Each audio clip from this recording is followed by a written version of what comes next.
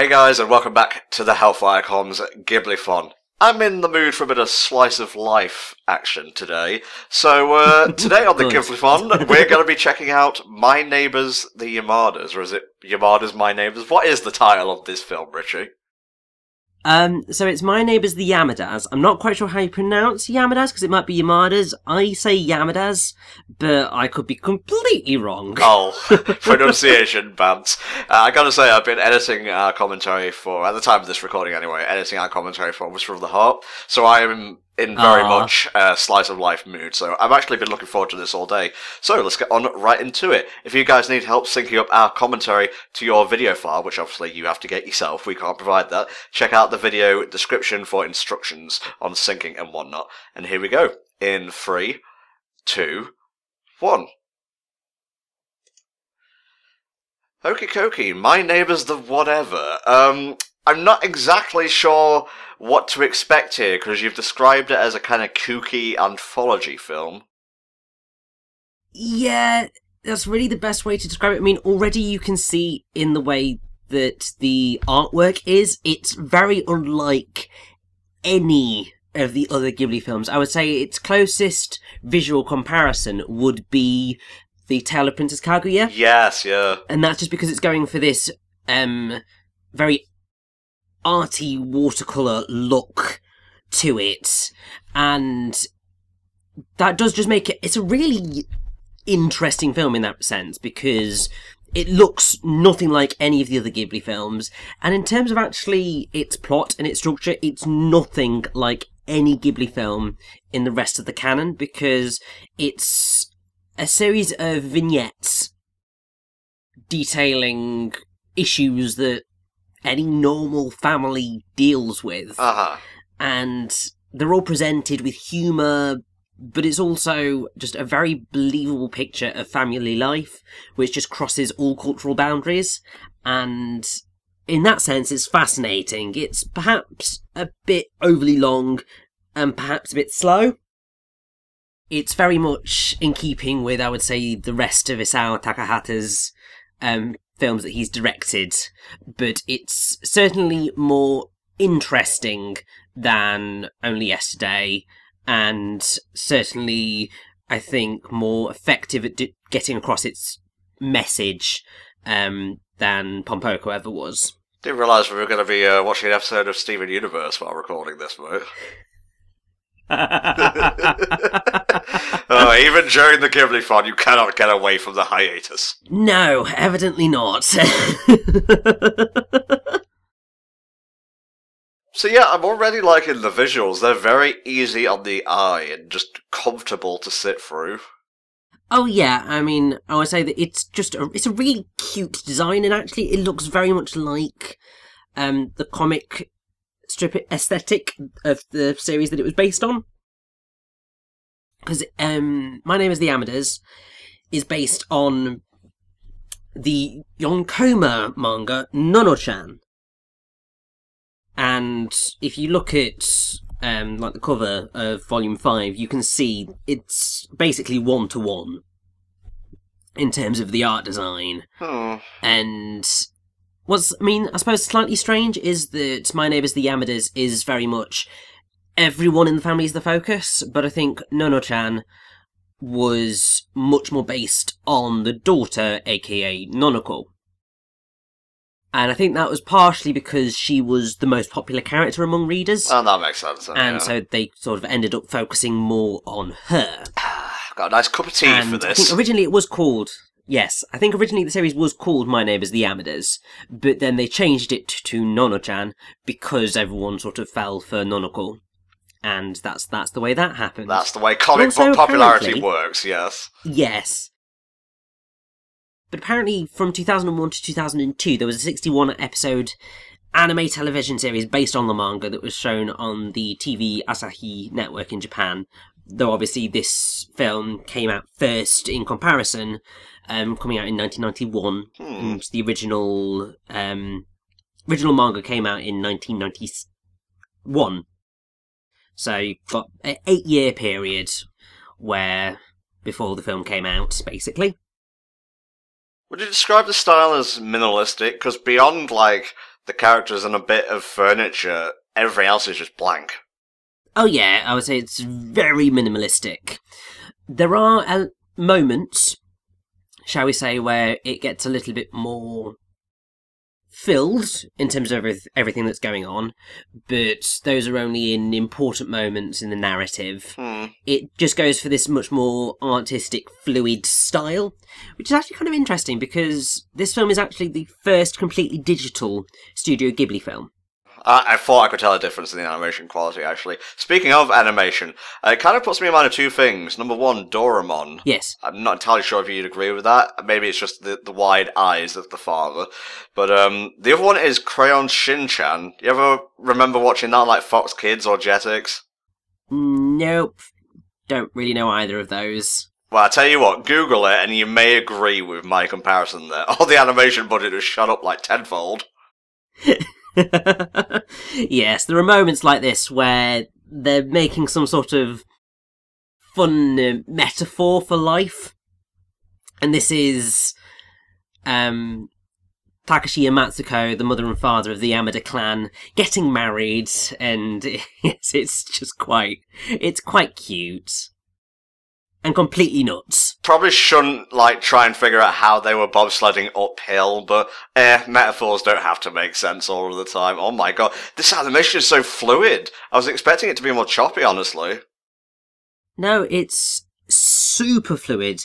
And what kind of baffles me is that this is digital and completely digital, because what you tend to think of when dealing with digital hand-drawn animation is you don't get this level of fluidity. That's mostly from actual hand-drawn animation. But they've actually managed to pull off insane fluidity in this film, and it's brilliant.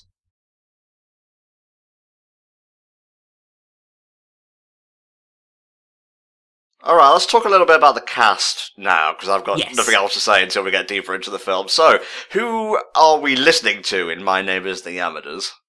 So, Takashi, who is the father, is voiced by James Belushi, who is the younger brother of John Belushi, and the father of Robert Belushi. So, what the internet is saying that his most famous roles are being Jim Orenthal on the sitcom According to Jim.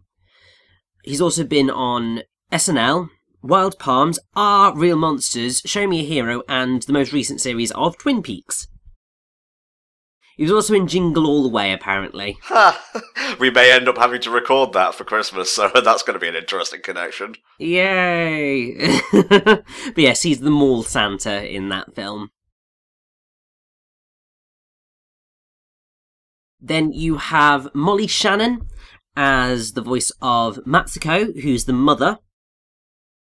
And, like, it's kind of annoying because I recognise her face, but I don't necessarily remember the things that I've seen her in. So, I think she's most famous for being on SNL from 1995 to 2001, and being in the film Other People, but she has also been in various things. I think so. Apparently, she was in the Santa Claus 2 as Tracy. Okay. Yeah, I'm trying to place her because it's just like when you see her face, it's just like I know that face. Why do I know that face? I know the name, and it's just, yeah, it's really annoying. But she's been in quite a lot of stuff, but it's kind of difficult to go. Yes, that's what I recognise her from. However, we then have Noboru Yamada, which is the son, and he is voiced by Daryl Sabara. A name which might not necessarily sound familiar, but he will definitely sound familiar when I say that his best-known role is, and that is Junie Cortez in the Spy Kids film franchise. Oh, okay. Which is, that's just like, oh my god, that is awesome. You're a fan of the Spy Kids flicks, Rich? They're kind of crap, but they're really cheesy and enjoyable, and that's why I love them. They're endearing is what they are, I think, because they're made with a lot of love and a lot of charm. They may not be the most... Why am I even going on this run? I haven't watched all of them. Continue, please.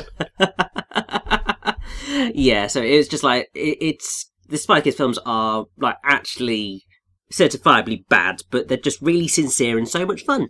And then last but not least... Well, not last but not least... the key four... Nonoko... is voiced, who's the young daughter, is voiced by Liliana Mummy. And she's actually been in quite a few famous things. So she is Jessica Baker in the Cheaper by the Dozen films. Aww. She's Lucy Miller in the Santa Claus 2 and the Santa Claus 3 The Escape Clause. And she's also the voice of Myrtle Edmonds in all of the Lilo and Stitch stuff. Oh, okay. Well, actually might be the sequels in the series, but either way, she's the voice of Myrtle, which is great. And then the final two voice actors who are kind of primarily in the film, you have Shige Yamano, who is Granny, and she is voiced by Tress MacNeille. Yes. Mm-hmm. Which is, it's very clear.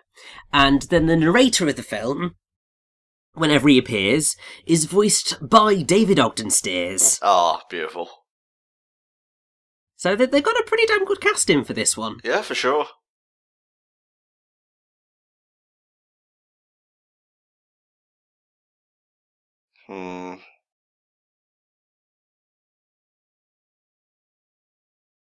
Stop stuffing your face. I'm trying to give you a beautiful speech over here. Also, just think, like, whenever you have a wedding, just all the speeches, and sometimes you're just like, can I get to the drinking and the partying now? You're embarrassing me. Rub-a-dub-dub, thanks for the grub, the end.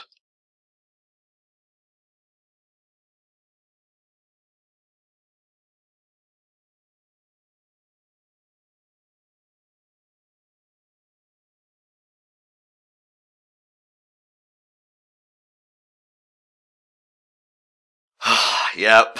I was wondering when that metaphor was going to end. It kept adding different variables to it. Well, I mean, basically that is sort of an example of an epic simile, I think it is. Oh, it actually has a name? Well, it's not quite the same, but it's of that vein. It's something that was popularised by the likes of Homer, but also very much used in John Milton's Paradise Lost. And it opens with like a blah when it blah, and then the simile just keeps going and going and going and going and going. Thank you, yes.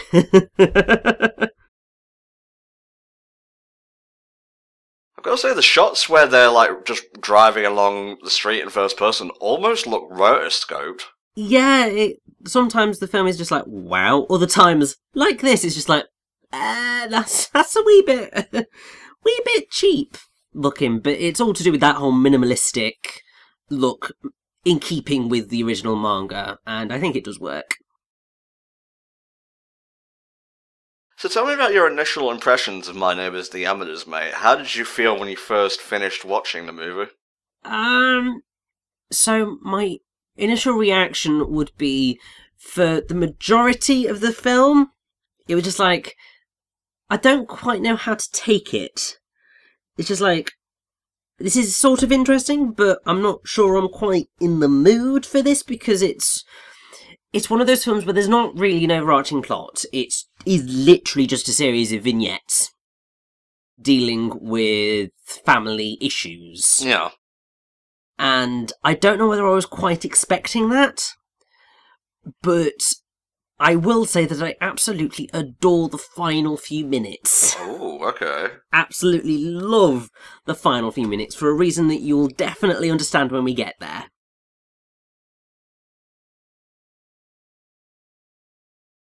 I assume you have the synopsis of the movie on hand, right? I do indeed, yes. Although the synopsis is tiny. Do you have it split up into the separate vignettes by any chance? Well, it's not on lovely Wikipedia, but I would think it will probably be on the blooming Studio Ghibli wiki, or if I can find it on there. I'm just saying because I want to make sure that we're discussing the right thing, and the situation here just seems to be they lost Nanako, essentially. Yeah, they left her at the mall, because, yeah, that was a good idea. And annoyingly, no, that doesn't have it either. I have the name of some of them, but not others. This one, don't worry about it. Because you've got father as role model, a family torn apart, patriarchal supremacy restored, Whoa. That sort of stuff. That's dope. I hope that's the title of the second Infinity War movie. Also, might as well just say at the time we're recording this, 29th of November 2017, they dropped the Infinity War teaser trailer for real, and it's fucking dope! Yes, and it looks miles better than the Justice League movie ended up being. Oh, so come on. I mean, we all knew that was probably going to be the case. You don't want to punch fans when they're down, mate. You're just hitting below the belt there. You're punching down. Wonder Woman's excellent, so you have Wonder Woman. That's brilliant. Well, you've got one film. Oh, now I'm being just as bad. Alright, might as well just wait here with my new friend for the parents to come back.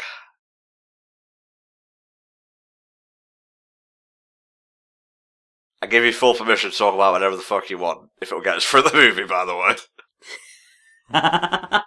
Yeah, we are probably going to be going on really nice, random tangents throughout this, because, yes, the film is 2 hours of this type of thing, which...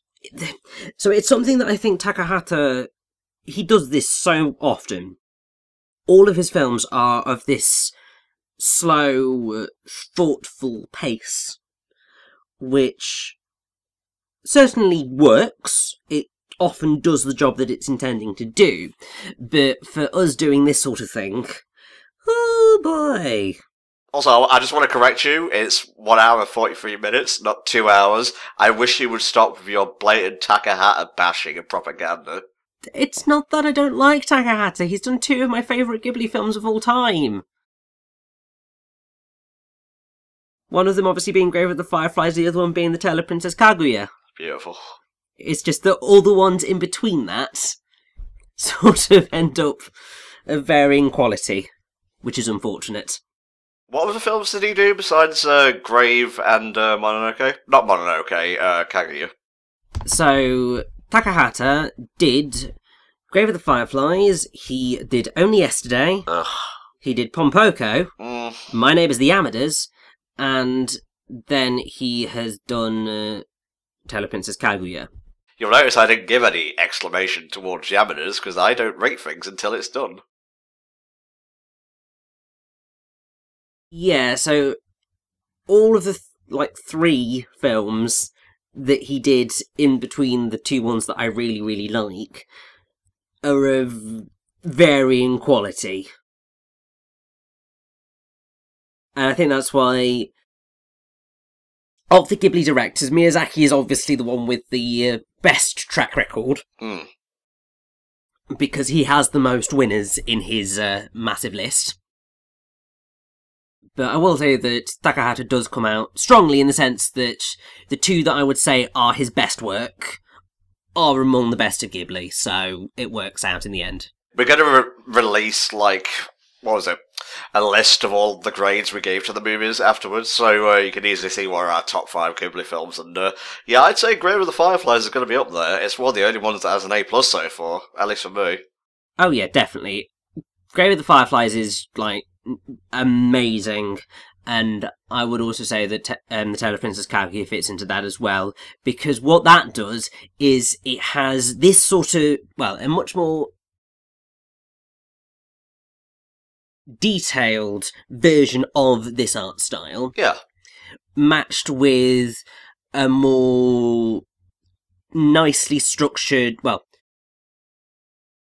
a more typically structured narrative with a typical arcs for characters, and it just ends up working out a bit better in terms of keeping the attention. Hey, keeping the attention of the populace in general, or just you, Mr. Rich? Maybe it's you who's the problem. Well, I would say a mixture of both, because with Yamadas, it did receive positive reviews, but apparently it didn't fare very well at the box office in Japan. Definitely not in comparison to other Ghibli films. And I think that's probably because people saw this art style and just thought, what the hell is that? And legged it.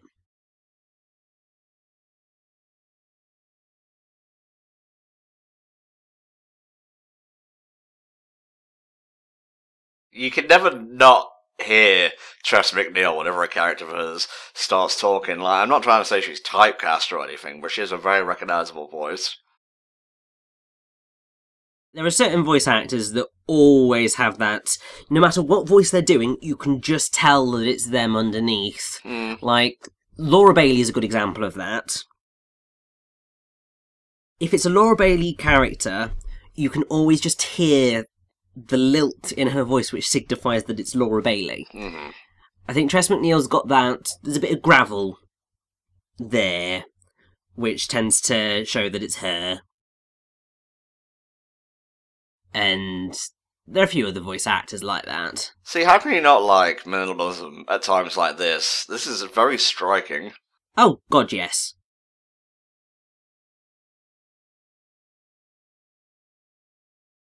Did they seriously not think to go back to the mall, the place where they lost her in the first place? Well, they did, and they said there's no kids been found. So they thought, silly me, yeah. Yeah. So the next thing is, we're going to go home and see whether she's there. Silly me. Now I must take the L. Sorry, General Populace. Sorry, Richie.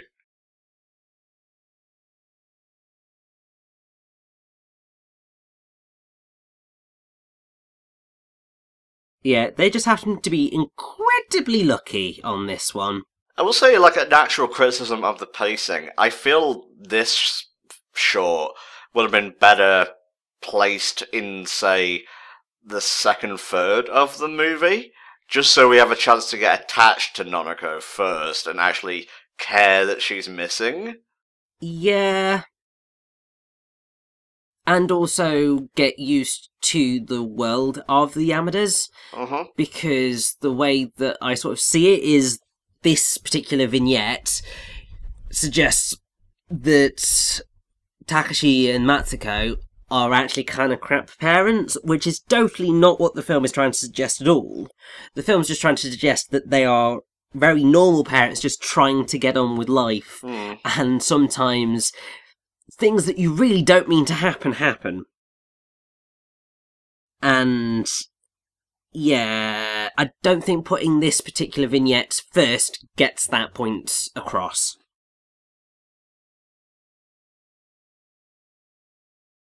Richie, what the fuck is going on? Honestly, I don't know. As I said, this film is very kooky and very weird. Very. I'm going to give it another chance. I'm going to give it multiple chances. So far, the visuals are definitely impressing me. The music's nice and plinky-plonky. It fits the mood. Yes. Like the voice acting, character designs are nice, but it's just the story of the first vignette. Oh yeah, I mean, I would say that easily My Neighbours the Yamada's weakest point is its story. It's one of those films where there sort of isn't really a story. It's just a series of vignettes. Yes. Which I would say is better than Only Yesterday's tactic, because that had what were essentially a series of vignettes, but with a weird frame narrative that didn't actually link up properly. And then Pompoko would have been better were it just a series of vignettes, because what was there was a bit pointless. So, You could have done it, but I don't think it works quite. It works for the idea of this film. I just think in execution, yeah. You ever been in this sort of situation where you were supposed to bring the washing in and you just forgot or didn't care to, and then it started raining? It's never been that I've forgotten to take it in and then it's raining. It's more, we've had it out and then all of a sudden we've gone, oh shit, it's raining, and then had to run and bring everything in. All of a sudden? Was that meant to be a thing, or did you just create a new portmanteau? Well, you see, I was trying to be like an excellent pun master, and it just sort of slipped out. Well, the actual pun master has noticed you. Senpai has noticed you. Yes, take that, Flame. Senpai's noticed me. Say, oh, Kitty in the background.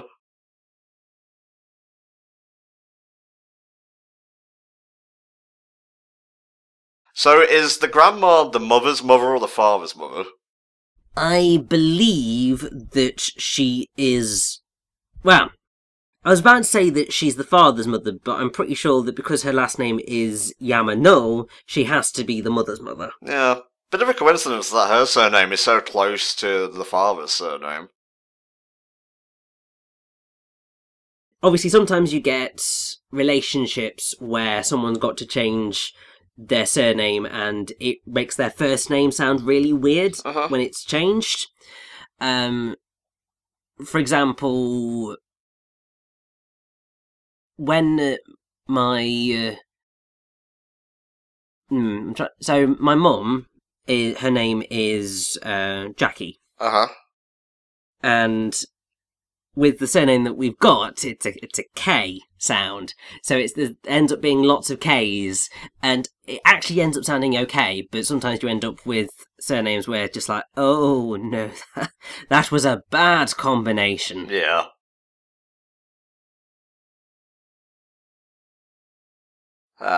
Organising stuff in the house. This is what I think of when I think of Ghibli.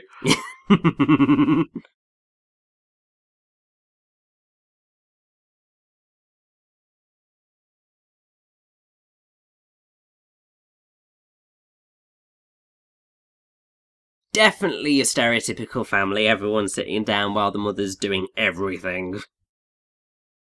Oh, I lost the ancient game of Rochambeau, Mother, I am here to help with the chores.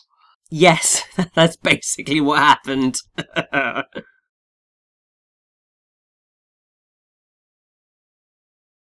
like washing up, I find it very therapeutic. I'm okay for the first bit of it, and then I get bored quite quickly, and I'm just like, ugh. It's the same with, like, tidying in general. Like, sometimes you end up with so my room every now and again has ended up a little bit more of a pigsty than I would like. Oh, same for me, mate, jeez. Yeah, but then once you get into tidying it all away, it suddenly feels really good when it's all tidy. It's just the process of getting started on doing the tidying that's the problem.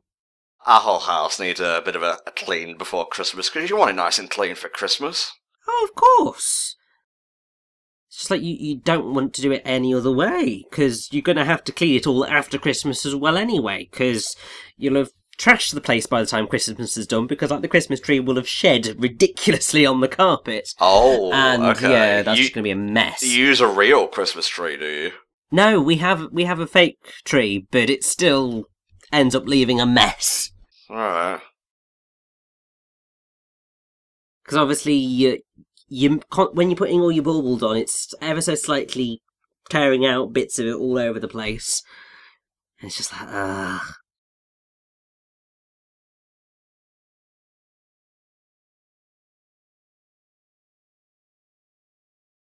What an odd-looking dog.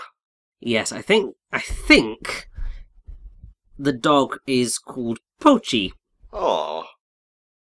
Though I have no idea what that means. I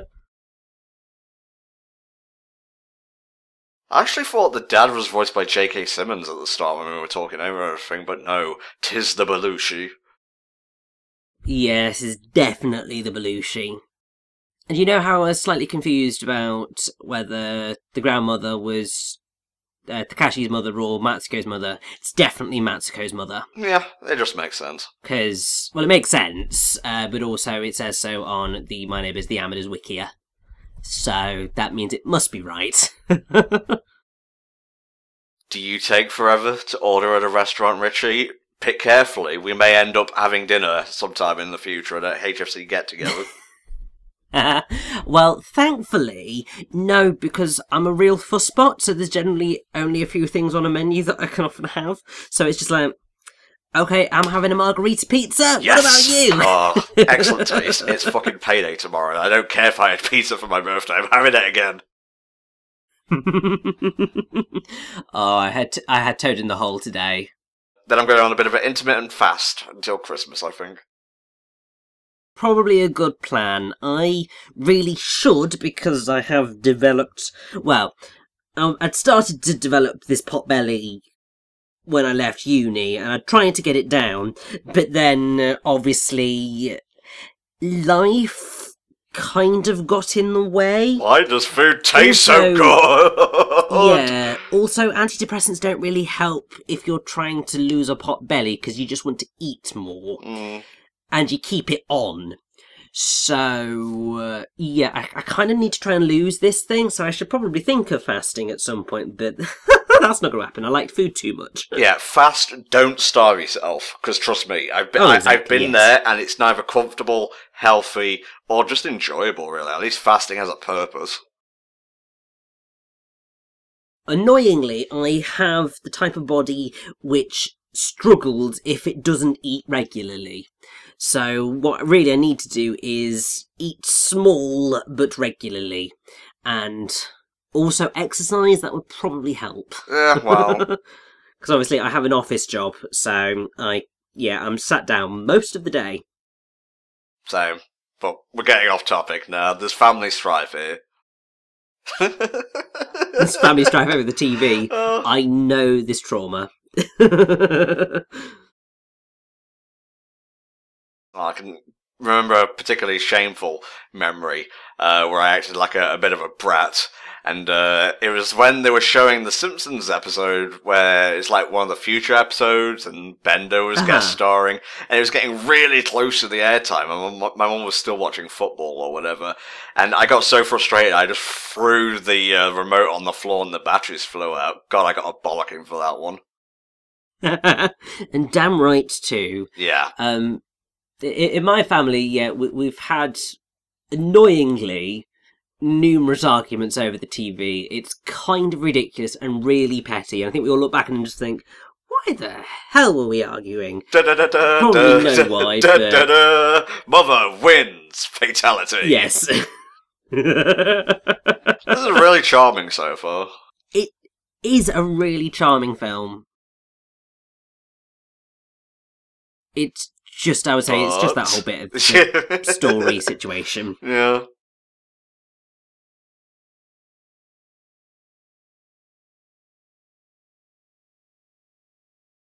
For some reason, this is making me want to watch Ethel and Ernest again. Don't think I've ever seen that before in my life. Really? It's right up your alley, mate. It's by the same guy who did The Snowman and Father Christmas.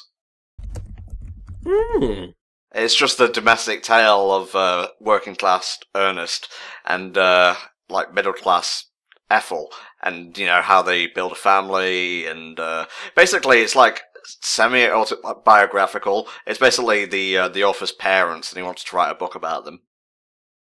I think I remember seeing it on TV, but I don't know whether I remember watching it or not. Huh. We'll definitely have to have a look at it, because I do remember looking at it and thinking, because I know that the BBC, particularly at Christmas, have gone through a phase the past few years of doing, like, children's book adaptations at Christmas, because I know that they did, I think it was SEO Trot, which was relatively enjoyable. Can't remember any others that they've done. I hope they show some of the other Doctor Who Crimbo specials, like the Christmas Invasion, Maybe not Last Christmas. I was never a fan of Last Christmas. It was just too dark for me. Which one was Last Christmas again? That was the one with, like, Father Christmas and the North or South Pole base. Yeah. Yeah, that was really dark. Just wasn't my cup of tea, honestly. Although, I think we can all count our blessings that it wasn't the Doctor, the Widow, and the Wardrobe, because holy shit, that fucking sucks. Yeah, that that was ridiculous. Ironic that the only good Christmas special that Matt Smith got was the episode where he left, and really it's only like the last 15 minutes of that are pretty spectacular. Yeah, well, hopefully the Christmas special that we're getting this year, in the year of 2017, as Peter Capaldi leaves, is as good as it deserves to be. Mm-hmm. Because Peter Capaldi deserves the best exit ever, I would say.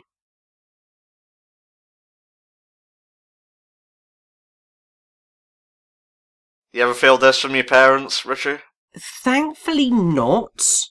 Largely because my parents are quite chill with respect to that, because they know that I'm gonna... Well, when I was at school anyway, they knew that I was gonna study anyway because I was just that type of kid. Okay. So they never had to pester me over it. Which was quite nice, that I never had that pressure. And it was always just like, just do your best, and that's all you can do. And it was the whole life motto of Que Sera, Sera. Mm-hmm. Whatever will be, will be. And that's certainly one that has stayed with me throughout my life, really. When I was waiting to see whether I had gotten into Cambridge, my mum rang me to tell me that I'd got the letter. My entire walk home, I was just singing Que Sera, Sera to myself, because it was just like, just whatever will be, will be. Aww. You can't change what's in that envelope. And then obviously I found out that I'd gotten pulled. So they hadn't accepted me, but they hadn't binned me yet either. And it was just like, oh, okay. And then obviously, a few weeks later, they said, I had the letter through to say, you've been rejected, sorry. Aww. And it was just like, oh. Fine, that's fine. I'm going to go to university where I thought I was going to go to university anyway. And then, like, a couple of days later, they rang me up and said, we made a mistake. And it was just like, really? Wow. Really?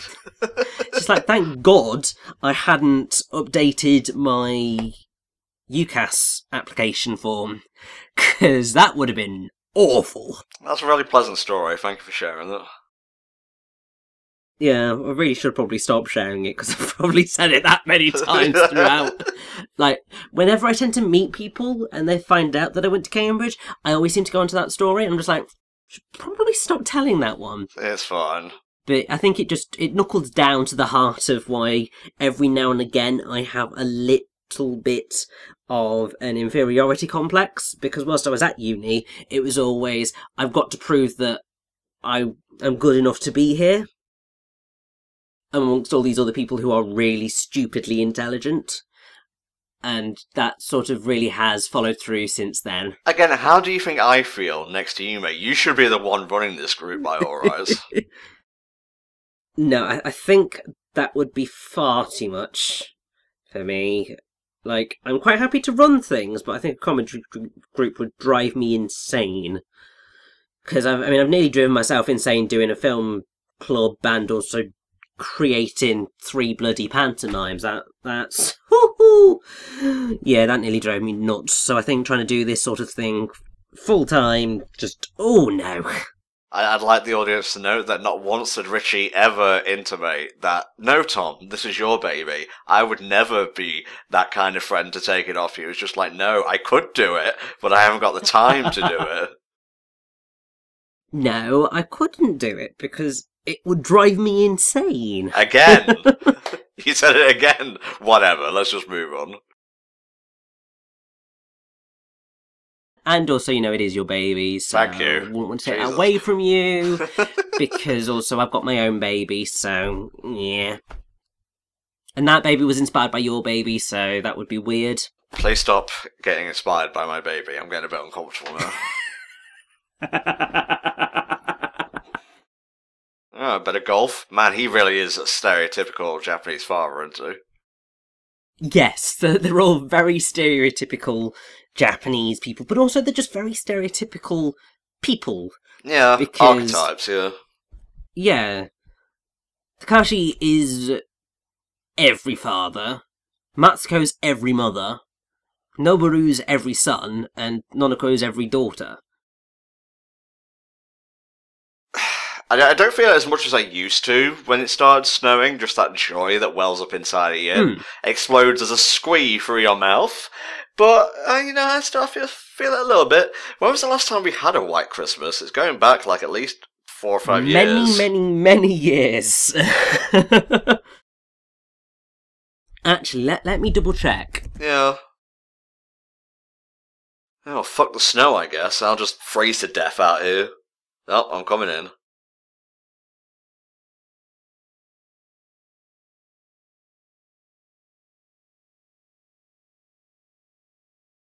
Okay, that The Guardian hates me and wasn't going to provide me with the information that I wanted. Well, Guardians do tend to shoot on sight, so...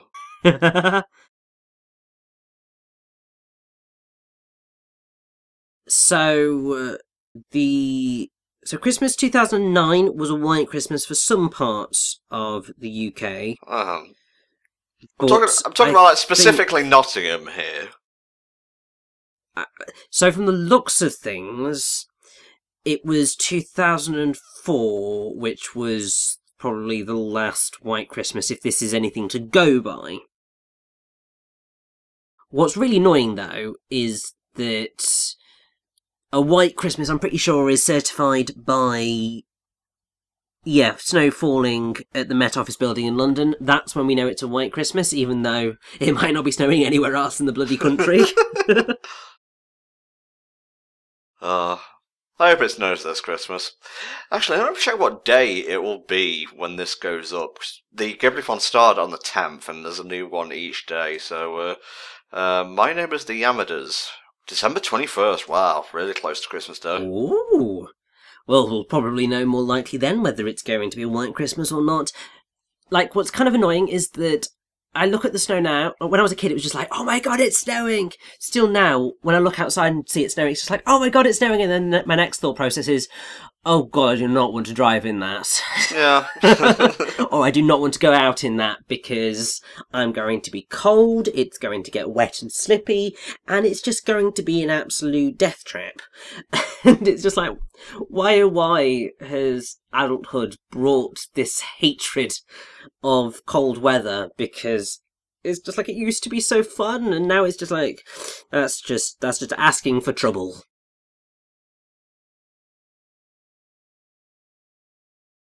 That's amazing, but I have no idea what you're doing.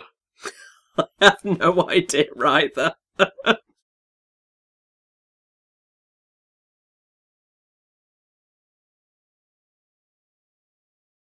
Is there any season more comfy than winter? No, because it's the only season where you can get away with being inside with a blanket over you, and nobody's really going to question what you're doing. No one will question me 365 days of the year, mate, if I'm inside the house. Well, no, not that, but covering yourself in a blanket and snuggling down in front of the fire type dealio. If you did that any other point in the year, some people would think you were weird. Let them. I'm comfy, they're not, fuck them. But yeah, the thing that slightly annoys me about the way that the weather's going, because of course we're Brits, we have to talk about the weather, and it looks like it was raining there for a bit, is the fact that what ends up happening here nowadays is that we get rain throughout December and most of January, and then February, March, May is when we get our snow. And it's just like, you're doing this the wrong way round, winter. Give us it during December and January when we want it and we're feeling festive, and then you can go to the rain, because you're getting close to spring by that point, and that's when we're thinking, yeah, we're just going to get rain for pretty much the entire 3 months now, so we're used to it. Doing it the wrong way round. Do you feel And maybe this is just because I'm a gigantic man-child, but when the weather changes in roughly late August, early September, and there's that chill, that autumn chill in the air, do you start to feel festive? I don't start to feel festive. I start to get ill. Because it's actually a very common thing with a lot of people. The second the weather changes, everyone gets ill. Because at work, the weather changed towards, it was like late October, early November, and then just all of us, one after the other, all of a sudden ill. And it's just like, why?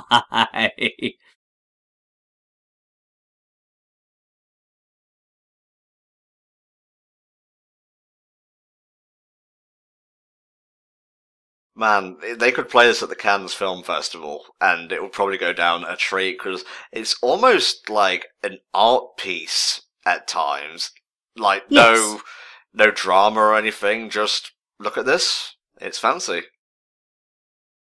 Yeah, I would say that it is the type of film that would do better in that type of setting. It's very much more an artsy film than it is a film that you're just going to sit down and watch. And obviously that has its own place, and that can be good. But when you're just watching the thing, it can end up being just a little bit slower and arguably duller than you would want, but it's just one of those things.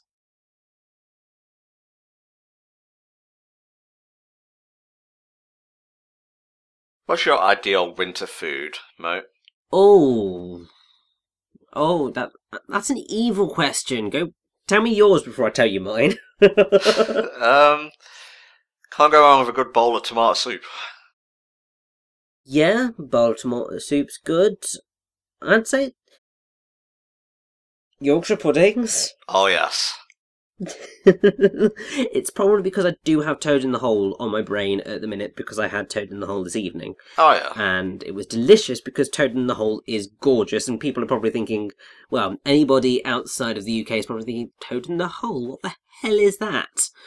Basically, you shove sausages into a batter mixture, which is what is used to make Yorkshire puddings, and it's delicious. And yes, we might be a bit weird, but that's just one of those things, and yes, the granny messed it up.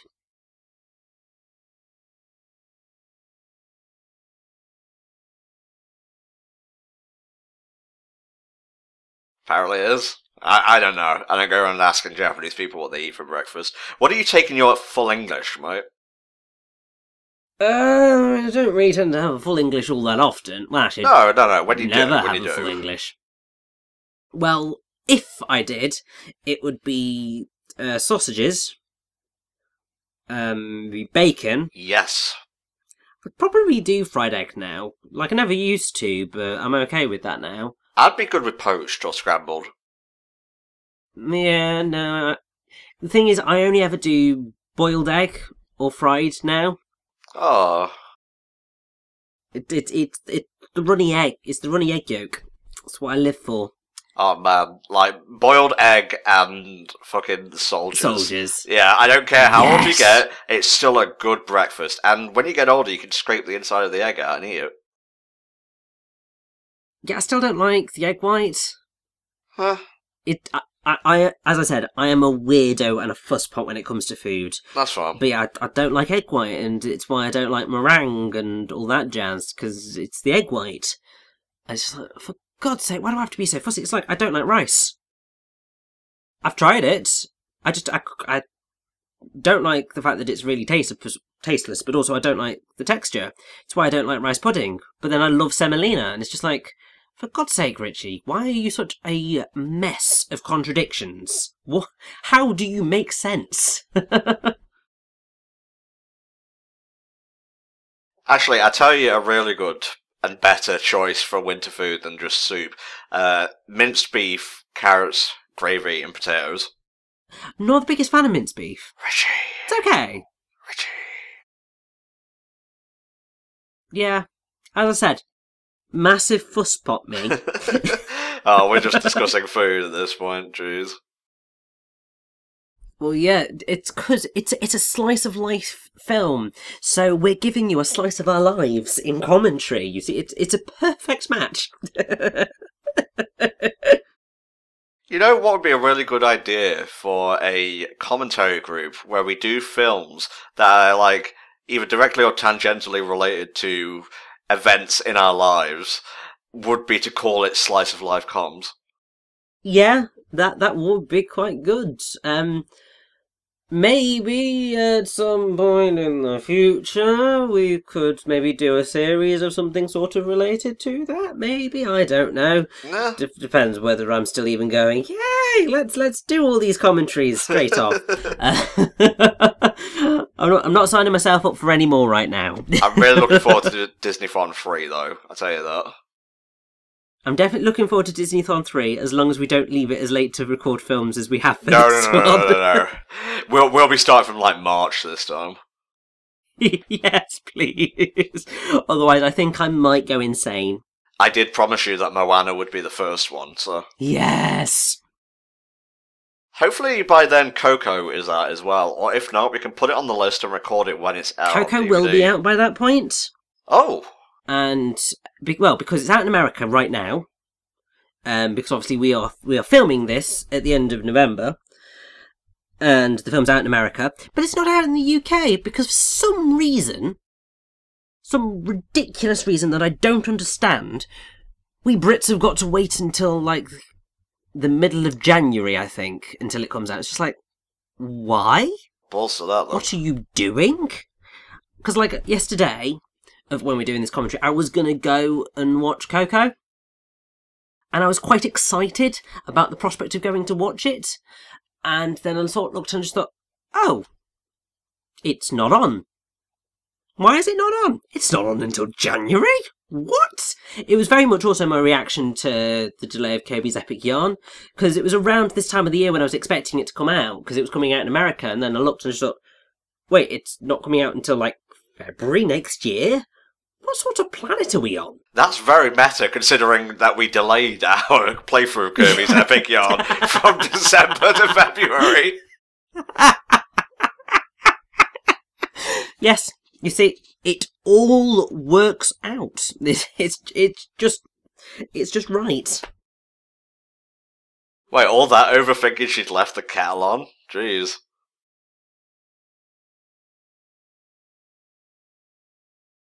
And she did the one thing that she really shouldn't do in a Japanese house, i.e. not take your shoes off. Well, I do that anyway, like, whenever I go into a mate's house back in the ye old days, you just take your shoes off when you get in.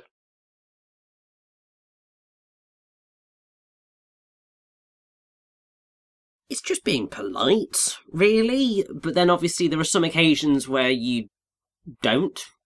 And it's just knowing when those occasions... It's more the case in the West than it is, I think, in Japan. In Japan, I'm pretty sure you always take your shoes off if you're going into anybody's house, because that is the done thing. Yeah. Here in the West, there are times when you'll leave them on. It really does just depend on how new the carpet is, / the floor, because some people get very, very fussy about their carpets and floors. I know that when we first had our new carpet downstairs, my mum was just like, no, nobody's wearing any shoes on this carpet right now. Sorry, I just pictured the audience looking like the mother is here listening to your story about a fucking carpet. As I said, slice of life. This is what you signed up for with this film, this is what you're getting. To be fair, it's been a very visually enjoyable film to watch so far. Like, it's not been straining me to pay attention. It's like a soft feather caressing your forehead. I was going to say eyeballs, but that's a bit distressing. So distressing it made me cough laugh. Calf, if you will. Or loff. LOFF. Okay, that's enough of that nonsense.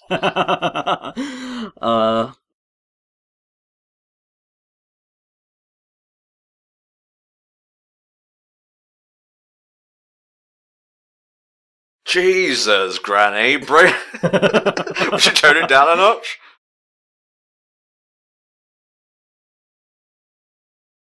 Well, living to 100's pretty good. Oh yeah, I mean,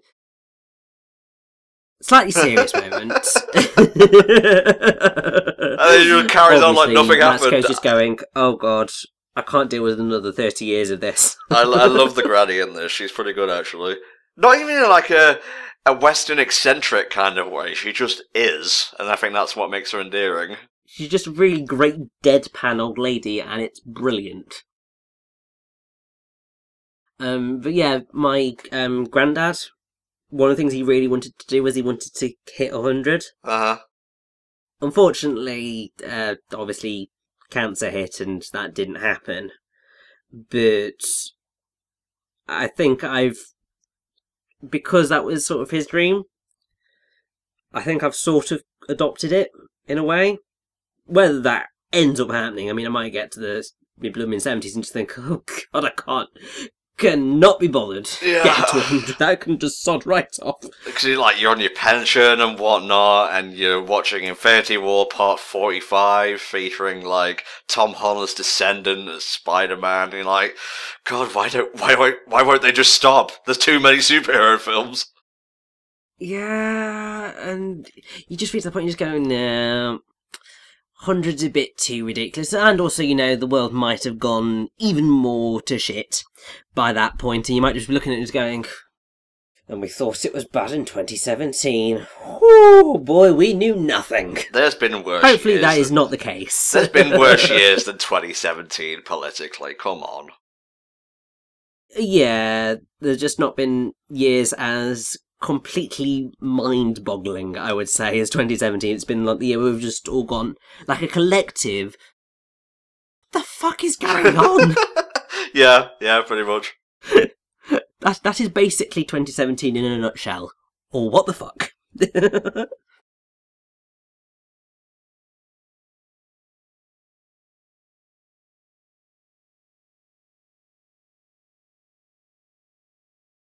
You see, Tom, this is why we spent ages talking about food, because they're talking about food in the film as well. Alright, do you like noodles? They're okay. Love pasta. Love pasta. They're basically the same thing, but...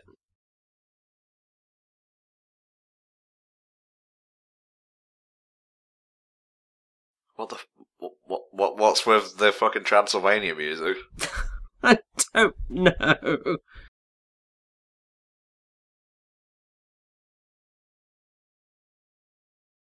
Okay, so was I to take that the grandma was visiting a friend in hospital, and that's just about it? Yeah, basically, and just the way that she's reacting to it and all that sort of stuff. One thing that I'll say that I do really appreciate the film that I hadn't actually properly paid much attention to is that it does feature a lot of classical pieces of music. So you had, right towards the start of the film, you had an extract from Chopin's Nocturne No. 1 in B-flat minor, Opus 9. You had an extract from Mahler's Symphony No. 5, first movement, which is the Funeral March. You had an extract from Mendelssohn's Wedding March. And then I don't know whether it was what we just heard or not, but there's also an extract from Mahler's Symphony No. 1, Giant, from the fourth movement. And then the other two pieces of classical music are Bach, Prelude and Fugue No. 8 in E-flat minor, and Mozart's Toy Symphony Movement No. 2. So there's quite a lot of pieces of classical music, and I love that whenever that happens. I mean, anybody who's obviously seen my Little King Story playthrough and Eternal Sonata playthrough know that I do have a massive appreciation for all things classical music, because there are some absolute gems in that genre of music. Historical bangers, if you will. I've just noticed, actually, whenever minimalism comes into play, classical music seems to be the go-to genre to juxtapose it against. Yeah. I think because it goes into that more dreamscape type thing. So they go with that classical music because the whole gist of classical music is how it makes you feel.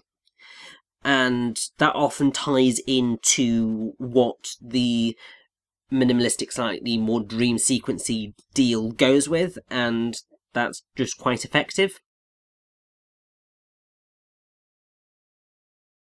I'm gonna move more boxes. Right, here we go, one step at a time. Oh, it just falls backwards. Well, I have to say, at least he is doing proper manual handling. Because he could be trying to carry it completely incorrectly, and that does your back in. Yes, it does. You can see I have had manual handling training at work, and clearly I am therefore an expert into how to move boxes, clearly.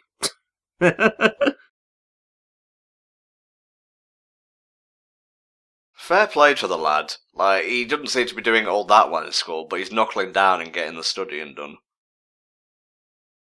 Yeah, it's probably because he's been given the shock of his life.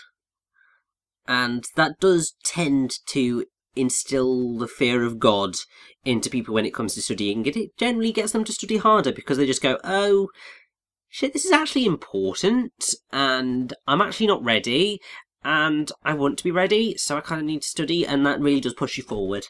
That doesn't just go for, like, academics and whatnot as well. Sometimes you need to be shocked in order to learn a lesson and be a better person in life. Oh yeah, I mean, oftentimes the only time that you actually learn is when you cock up.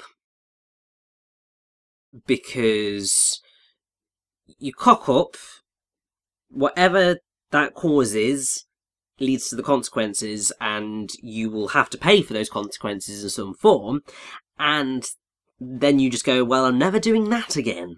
And that's how you progress. But obviously, sometimes people make the same mistakes time and time again because clearly they don't learn. Yeah. You don't learn a lot from succeeding. You do learn a lot from failing. That much I know. That much I know. Also, this lad's tale reminds me of the first track in Oendan, which I believe is also about a guy trying to study and get high grades. That sounds about right. Yeah, you don't know what I'm talking about in the slightest, do you? I know about Oendan, yes. Elite Beat Agents. Well, no, they're two separate games, yeah. I know, but they're in the same genre. It's just obviously one inspired the other. It's just I've never played them because never managed to get my hands on them. They're fun. They're very fun.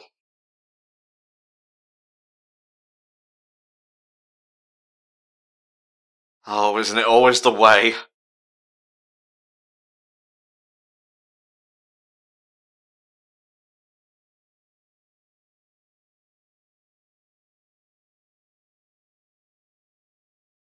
Oh, denied!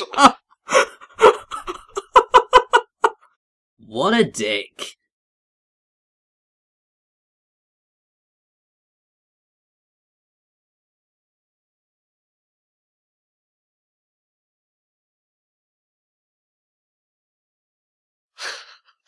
Yeah, no, this isn't how you deal with things that people have lent you. Yeah. Then it becomes theft after a while. Yeah. It's just like they've gone, no, can I have that back, please? Like, I gave it to you because I thought I'd be fine, and now I'm not, so I kind of need it back. You should have brought your own coat with a hood. That tends to be the best way of dealing with these things. Like, whenever I go out, I hardly go out without a coat because you never know when it's going to rain, and you do not want to get caught off guard with that.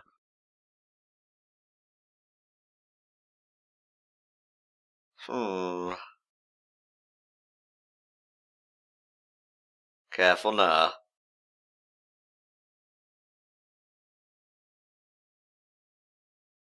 Very awkward, but at least he was going to go for the book that said girls rather than the book that said nude. Because I feel that would have been much more embarrassing to be caught reading. They are ostensibly the same kind of book, though, Richie. Well, you would assume so, but you never know.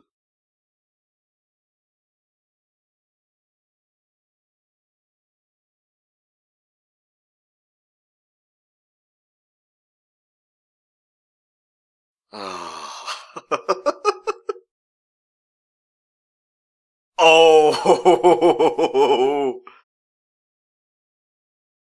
Ah, the look of fear in his eyes.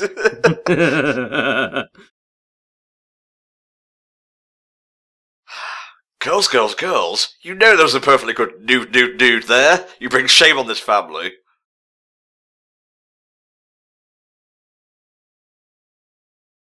I bet it's inside the book.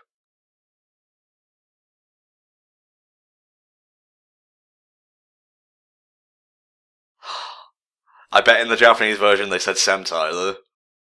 Probably, yes. What were your favourite magazines to read as a kid, mate? I think we actually discussed this in the Luigi Mansion Dark Moon playthrough, but, you know, that was years ago now, so it's ripe for retelling. I mean, honestly, I can't really remember all that much. I know that I definitely read, I think it was like a Horrible Histories magazine. Yes. Because Horrible Histories are great. Oh, yeah, yeah. Can't really remember any others. I know that I definitely got a few, but then obviously upon looking at them, it was just like, yeah, I'm not really into paying like £2 for the first edition, and then after that they all go up to £5. Yeah, I'm not finishing off this magazine set because that's a rip-off, and you know it. You're talking about the magazines with, like, collectible pieces. I was just talking about, like, you had Sonic the Comic, you had Nintendo Official Magazine. I followed the Where's Wally one for a while, I remember that much. Yeah, I didn't really ever read comics like that. It's kind of hilarious, like, I would say that I am definitely a geek, but never really been into comics of any description. Never really followed any magazines properly. Tut tut. I'd say I've only actually properly become a geek since I was maybe like 10, 11 or so, perhaps. Because that's the point where then the video games fully came into the fray, and the manga came into the fray, and then I've basically just gone full-on geek ever since. But it took me a while to get there.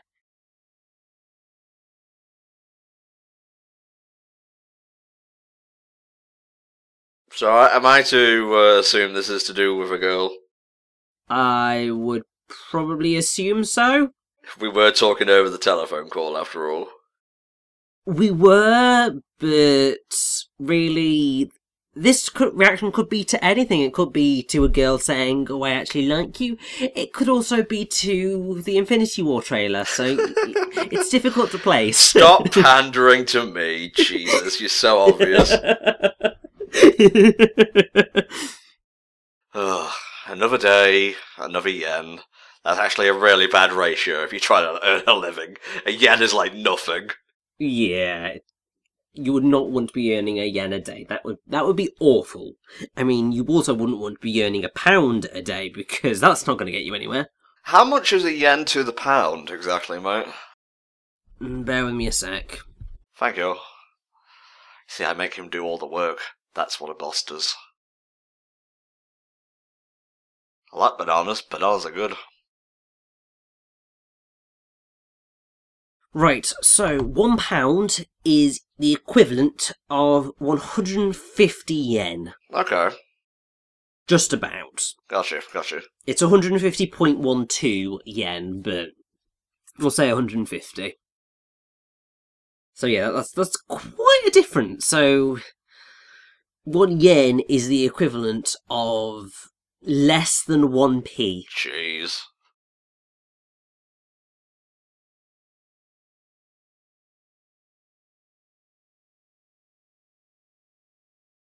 I think the dad needs some R&R. He's clearly overworking himself.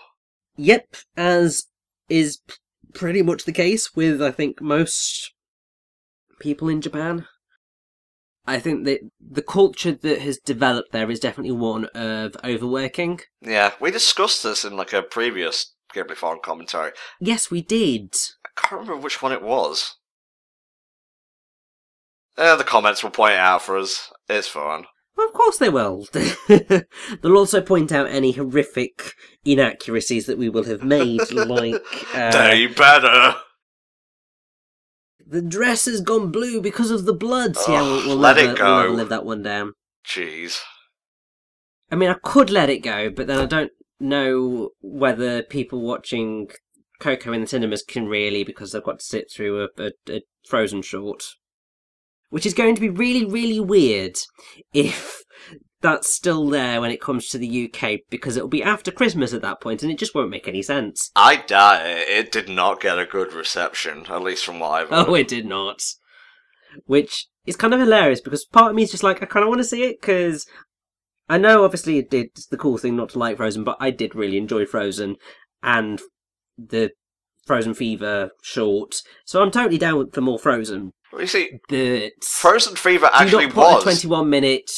Yes, do not put a 21-minute short before a film. That's asking for trouble.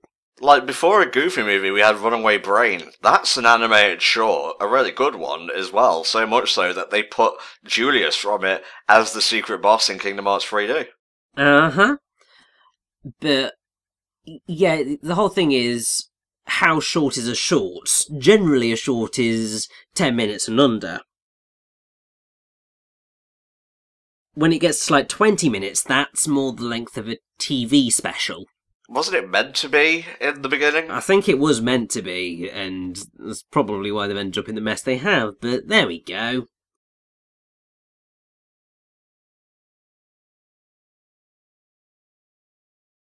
Yeah, you can't put up posters without a license, or at least permission, I'm pretty sure. Yeah, you definitely can't put up posters without a license, because you will get in trouble. I believe the term is fly posting. Yes. Yes, you see, now that I work in a council, I know all the lingo.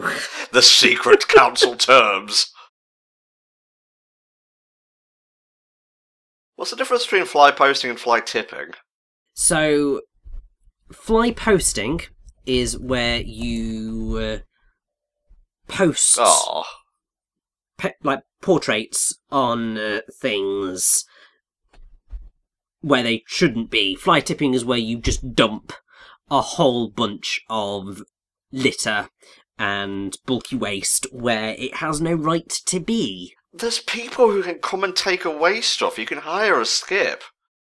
Yes, you can hire a skip. In some instances, you can call your local council to come and pick up bulky waste. Yes. That is a thing that they do offer.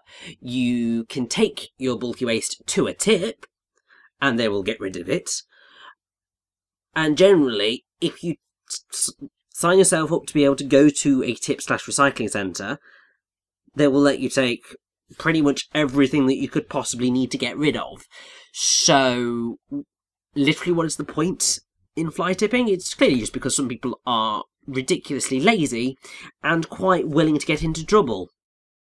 And really, they deserve to be caught and punished because it's not okay, it's fly tipping.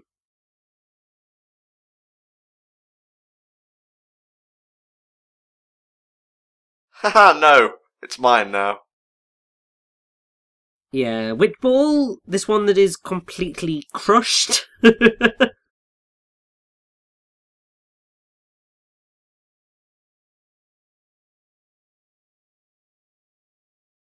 Oh, okay. Well, you're just gonna chuck it over.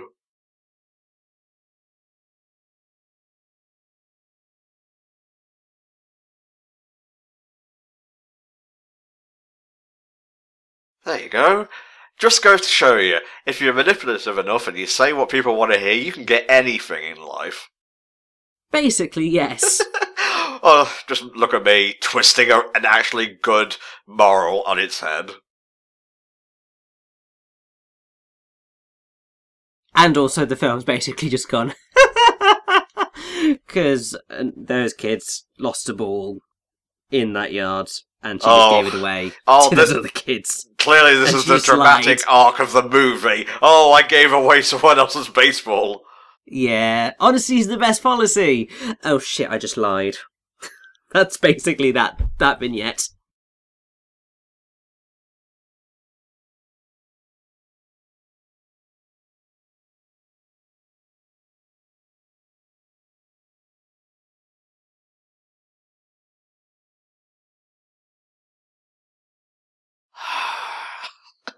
Oh, Granny caring about everything except the people. And also, come on, that's a zebra crossing. You do not try to run people over on a zebra crossing. That's not okay. Again, going back to, like, the rotoscoping, like, nature. Like, this, for example, it goes from, like, wacky and cartoony to almost Take-on-Me-esque at times. It does, yes. It's very strange. In a good way, though, I think. Yeah, and actually we are sort of in the final major vignette of the film. It's strange, but this is sort of I think the biggest one.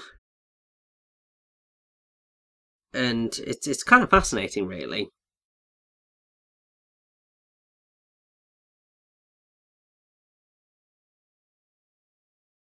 Oh, Granny's touring up.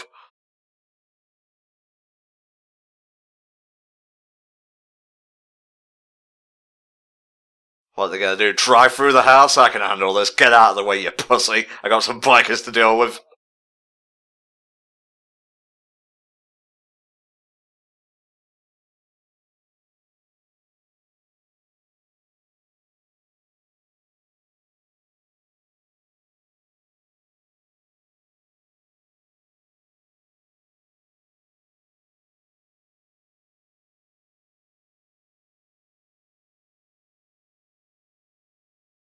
Oh, turn that one around.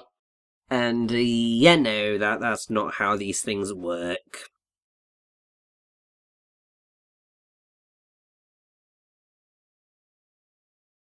Oh, okay. Yeah, well, yeah, this is not a thing that needs to be done. But the mother is actually quite right in this situation. Call the police, get them to turn up, and get them to witness the situation in action, and then they're likely actually going to be able to do something about it. Especially if you've got something like a public spaces protection order in place, or an injunction, because those sorts of things give the police the ability and the power to arrest people for contravening them, and that does tend to help stop situations like that. You see, as I said, I work for a council. I know all the lingo these days. Council power! Patriarchy. If I don't survive this, tell my wife hello. No, Tom, I believe what you were trying to say was, if I don't survive, tell my wife hello from the other side. See, look at this, like, it's proper proportions and everything, instead of, like, the chibi stuff. Just to show that the situation has become more serious. Yes, I suppose. I mean, it's a nice touch. Because also it's a lot more dour in terms of its colour palette. And I suppose, yeah, it does show that it's more serious and it's actually a lot more dangerous, because the rest of the film has been very, very innocent in terms of pretty much everything that it's dealing with. Even in slightly more complex issues. It's still dealing with it in a, this is just how families are. Well, no, whereas this is just something that doesn't happen every day, but actually is quite serious.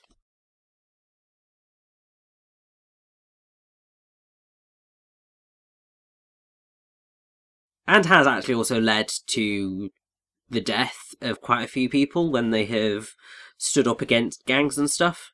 It's really depressing.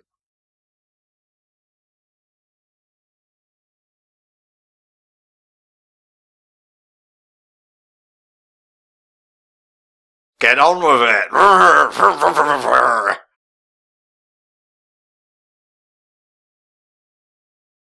Oh my god, no! Not an old woman and a housewife!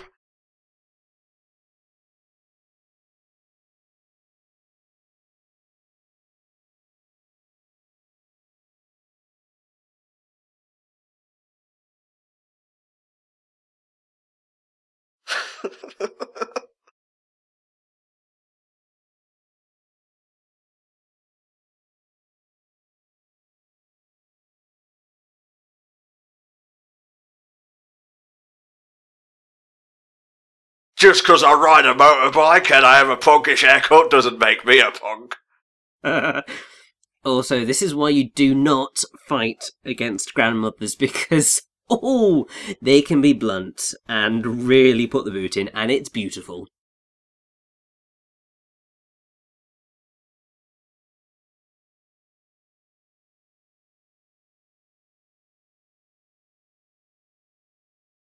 Thank you.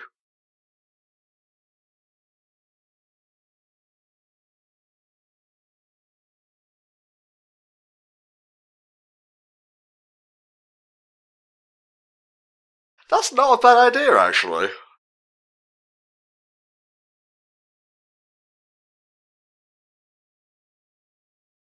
I can't be good. I'm clearly stereotyping myself here. It's internal dicketry.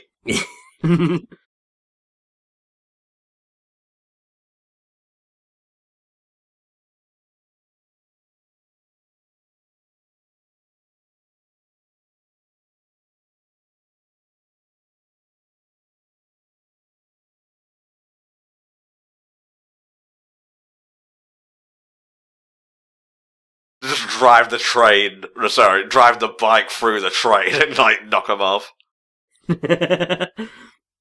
I mean, I have to say, Granny is not far off in this being a good idea.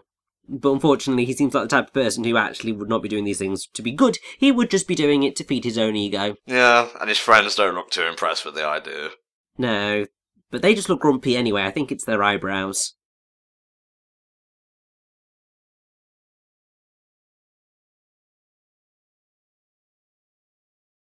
And that sounds like effort, and I just like going vroom vroom.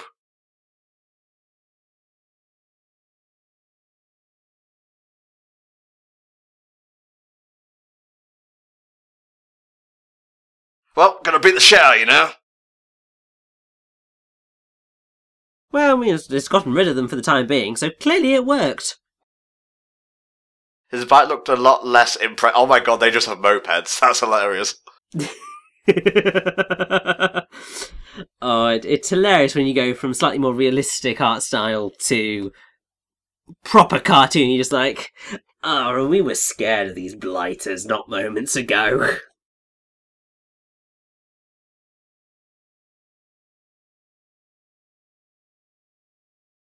The father's just properly shamed that he couldn't do anything while, like, his elderly stepmother could. Not elderly stepmother, elderly mother-in-law. Yes, that's the one, sorry. Very different.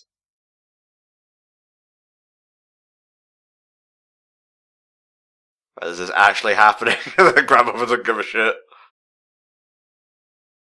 This is all in Takashi's head. He's basically going, I have failed my family. This is effectively what has happened.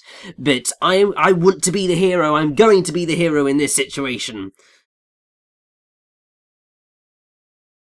Da da da da da da da. Oh, the Moonlight Rider.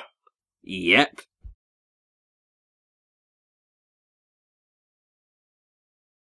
It's a fucking moped. I love that. It's like the least heroic bike there is. Of course, and also this is arguably like the least heroic costume he could have gone with, because it's basically just a full-on spandex suit with a cape, and it's all white, which I mean I suppose makes sense, but do you really want to be doing that? And I believe that this is actually the Masked Moonbeam theme song. Who is the Masked Moonbeam? Which is written by Yoshiko Kondo.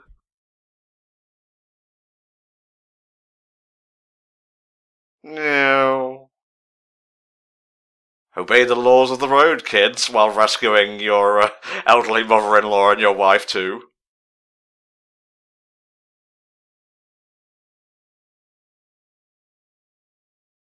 Also, I don't mean to sound slightly blunt, but I don't know how these guys are keeping their balance, because holding an entire, and also firing, holding like an entire human under your arm, no matter what their weight, and keeping balanced on a bike, it's not going to be the easiest thing to do in the world, especially if you're then going to fire backward. I'm sorry, you're going to crash That's how these things work. How did you get that much air on a moped? Oh my god! The skills! The pure skills! I like how he doesn't have superpowers. He just carries a couple of guns. Well, that's because he's inspired by Batman. Batman.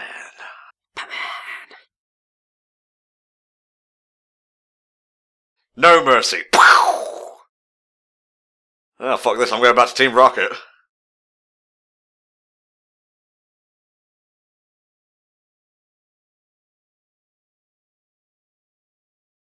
Well, this has been a well-budgeted and choreographed imagination spot, but I've got to go now. There's a film finale coming up. We've still got a little bit to go before said film finale comes up, but we are pretty close now.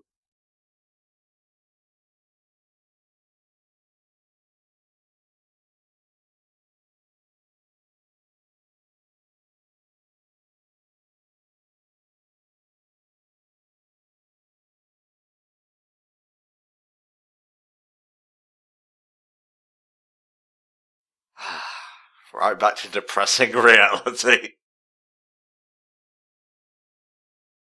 My life is over.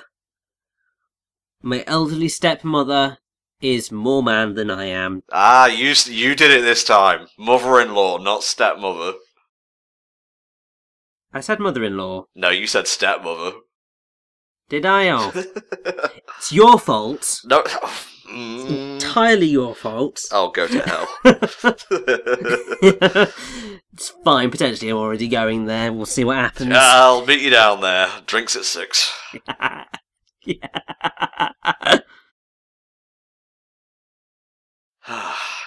Another day. 2 yen this time. I got a promotion.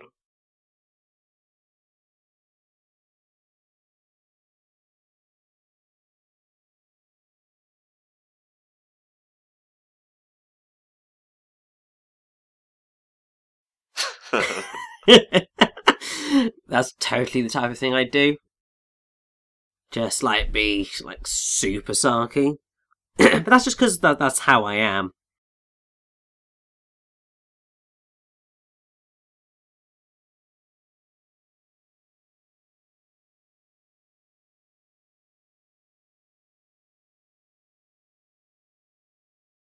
Huh.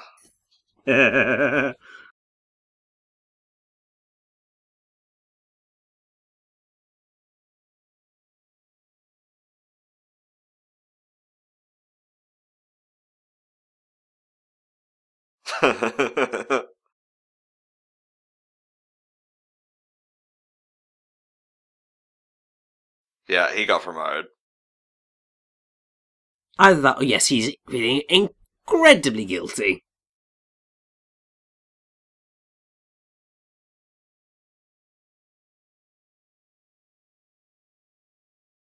This film is just very quaint and charming, really. Yes. It's like nothing really happens, but it just has that pervading feeling of quaintness and family coziness. And I think that works in its favour, because the Yamadas are like a really fun family, and that's great.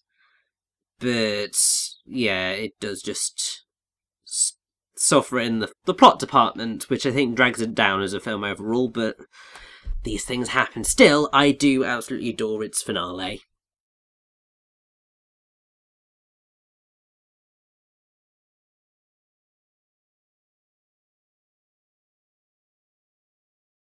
Did your mum do that? Just hustle and bustle throughout the house when important events are happening? Yes, but it tends to be done in a slightly different fashion because she's always been a stay-at-home mum. She doesn't... Well, when we were kids, obviously, she had to be up, but nowadays she doesn't have to be, so me and my dad just get ourselves up and deal with that. So we don't have this sort of hustle and bustle. Because what ends up happening is, one of us might wake each other up if we slightly oversleep, and then it's just then we just hustle and bustle ourselves because we're just oh, crap! And you just sort of rush ready and get out. But when, like, you go into a family do, yeah, we're all sort of... Because the thing is that we like to be early. Yeah. But then we like to make sure everything's done before we leave. So it's just like, right, have we unplugged the things that need to be unplugged? Have we turned on the lights if we're going to be out late? Have we locked all the doors? And you just kind of keep going, you're just like, oh, bloody hell. And then by the time you're done, you're either thankfully on your way on time, or you're a bit late and you're just like, oh, bloody hell, I mean, we're on time. It's just the way it works, really.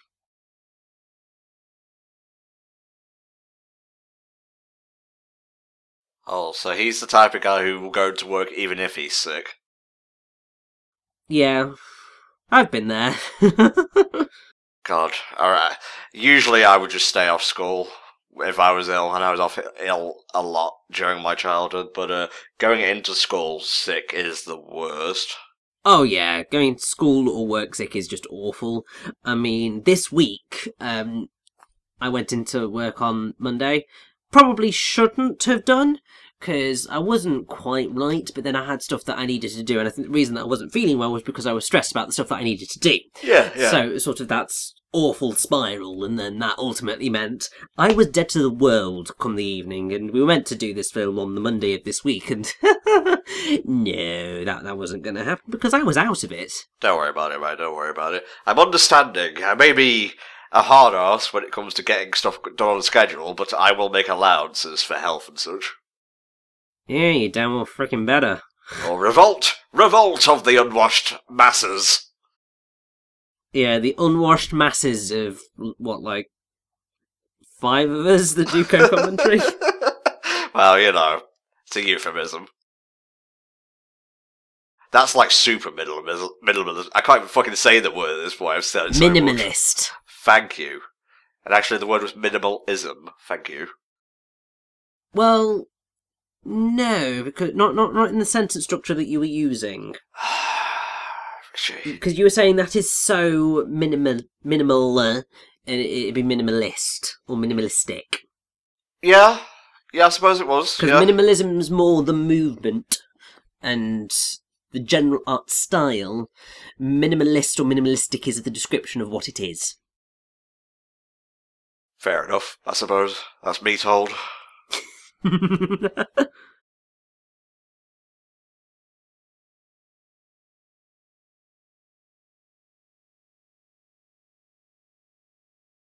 Doesn't he have a car? I could have sworn the family had a car. He does, but I'm assuming that it must be easier for him to catch the train or walk into work, so...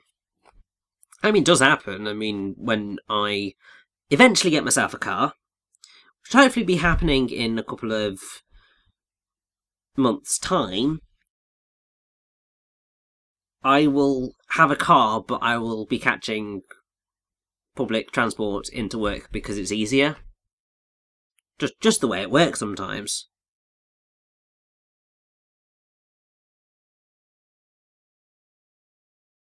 This should be good, especially when you start off with the word auspicious. Well, of course.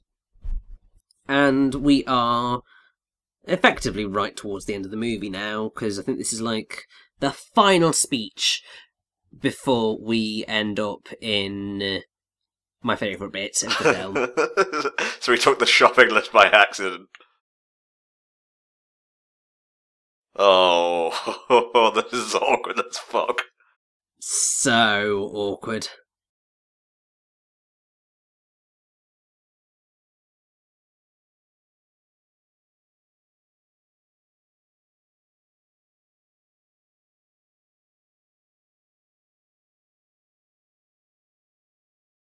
Oh.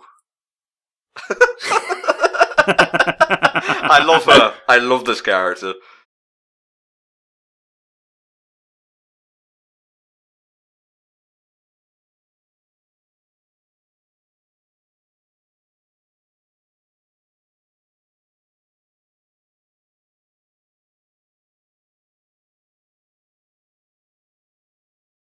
Jeez.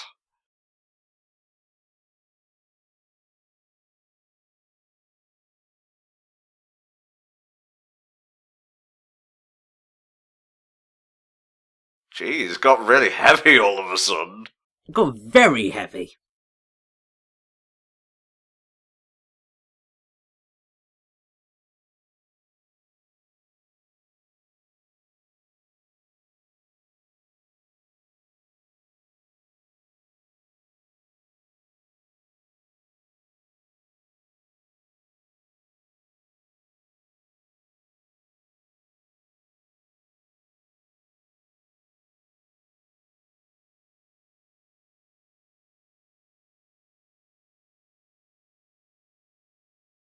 Aww.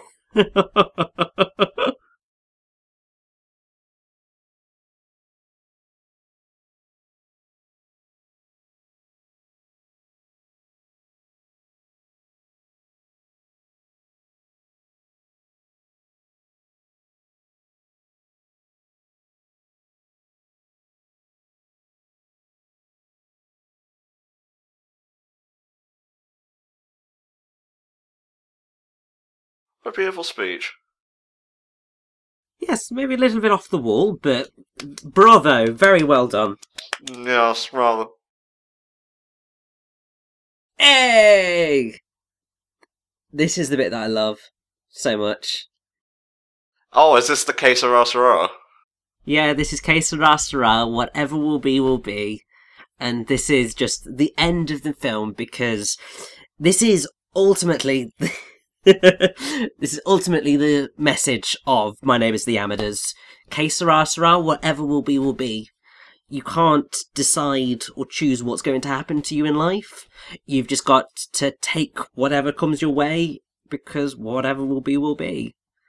And that is quite a beautiful message. And as I said, I think this is why I love the ending of this film so much, because it's something that really does speak to me, and also, you know, it's doing it through song, so that's just the way to get to my heart. Quite often, do something through song, I will love it.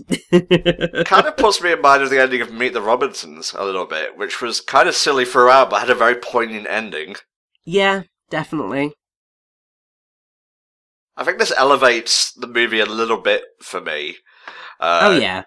Because it recontextualizes all the mundane stuff that's happened up to this point and all the petty squabbles, while they are very small, with the moral that we've just gotten from the dad, it helps them make sense in the grand scheme of their marriage and the family.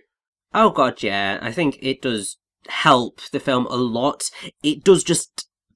Throughout most of the film, you're just sort of watching it with a perhaps detached, humorous enjoyment, but not really settling into a lot of it. But then you get to this and you're just like, I am down. I love this bit.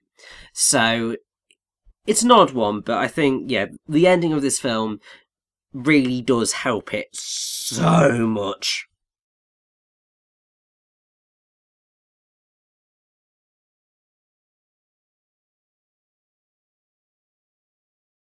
Aww. I'm feeling feels, Richie. This shouldn't be happening. I just love this so much. And really, right now, I just want to be singing along. I mean, pretty much most of this week, I have just been going, Que sera, sera, and so on and so forth. I feel credits coming on, so shall we start wrapping up and give our final thoughts? Definitely. So I would say, on the whole, My Neighbours the Yamadas is an enjoyable film.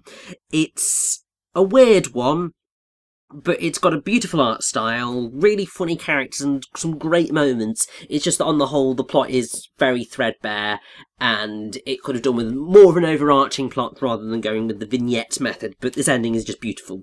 So on the whole, I would probably give this, I want to say a B-.